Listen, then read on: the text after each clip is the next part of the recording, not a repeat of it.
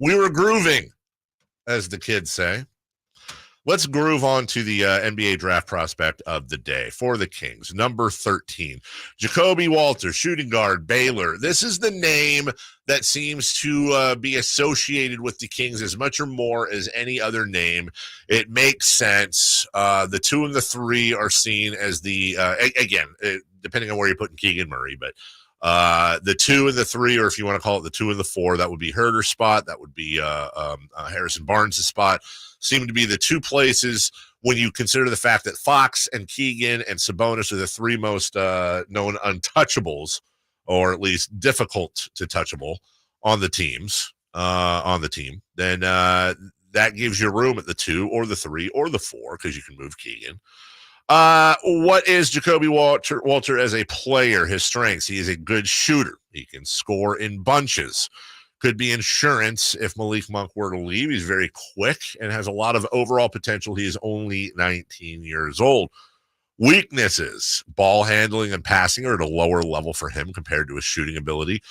May just be a 2 guard. In other words, may not be a guy who can slide around. And would he be repetitive for the Kings, especially if Monk came back? I think that's a good problem to have, obviously, if Monk did come back, and that's one of the reasons you kind of hope they'll have all that figured out before the draft comes around. Now, during the break, Kyle, I had you go through the different mock drafts and let me know where we are as far as the mock draft goes. I'll be curious as to the updates as to who they have the Kings taking. All right, so I am on Tankathon first. Tankathon, yes, my favorite. Tankathon has the Kings at number 13 selecting Jacobe Walter. Okay, yep. That makes sense. That's that seems to be the one they get the most talk about. All right, moving on. We have CBS, their mock draft today at 13 has the Kings selecting Jacobe Walter. Jacobe Walter. They seem to be zeroing in on that a little bit. Okay, moving on. ESPN was behind a paywall, couldn't access that. Let me see if I can. Bleacher Report released today has the Kings selecting Devin Carter. Devin Carter. Interesting. The last one, The Ringer, has the Kings, Kevin O'Connor, Sacramento's favorite, selecting Devin Carter. Interesting. Okay. So Devin Carter, 2 for Devin Carter, 2 for Jacobe Walter. And I will use my ESPN subscription to get us to ESPN's updated mock draft. And that would be Jacobe Walter breaking the tie with Devin Carter. It says all the things that we already said here. Now, 19 years old, will go against type for Monty McNair. Let me see where they have Devin Carter. ESPN has Devin Carter going 16th. In case you're wondering about the breakdown of Devin Carter, similar to Jacobe Walter in the sense that he is also listed as he's actually a 1-2 combo, whereas Walter is listed as a 2-3, but as the note said, might just actually be a 2. Now, Devin Carter, that's a little bit more what the type would be. 22 years old. Here's what they say about Devin Carter. The blend of experience, athletic tools, defensive motor, and high-level intangibles Carter brings figures to hold strong appeal to playoff caliber teams in this range of the draft.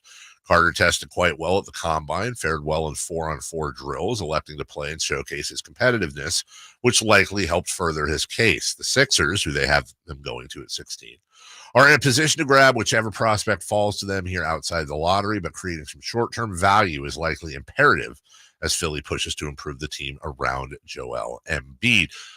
I find 2 things. I'll give you the Carmichael Dave mock draft here. Number 1, I find it unlikely that they would grab a backcourt guy. Now, if they lose Malik Monk, that's going to change a little bit.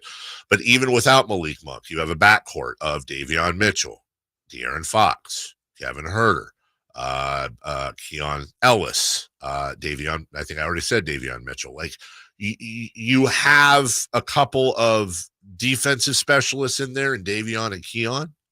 And then you have obviously Fox and Huerter. Not that they couldn't use it, but I would say this. I think if they were to go positionless and just grab best player available, it would be a situation like Tyrese Halliburton. Well, they didn't need Tyrese Halliburton. They had a point guard, but Halliburton fell all the way to them at 12 or 13. I think it was 12. And you had to draft him. Now, if somebody falls out and it's just obvious. Like I don't know who. Let me see who would be a name. Let's say Nikola Topic. He's a point guard, projected to go top 5, top 6. Let's say Rob Dillingham in Kentucky, who's projected to go right around 3 or 4. He's a point guard. Reed Shepherd, also Kentucky. If one of those guys were to fall, then yeah, I think they go best player available. But if none of that happens, then I think they're more likely to draft a wing. But I will reiterate again, I would be not shocked, but surprised if the Kings use this pick. I really think in the end they're going to package this pick. There's a number of different ways they could go. I think the most obvious and likely one would be a Barnes and number 13 to Washington for Kyle Kuzma. Although Denny Avdia, what the hell? Denny Advia. Advia, thank you. I had it for a while and then I forgot it. That would be a dream. And there's a few others. As we've talked about before, this is the SOTA, the Summer of Distressed Assets. There are a lot of distressed assets out there, and they've got a pretty full war chest to be able to handle that. We'll take a break. When we come back, who's hot?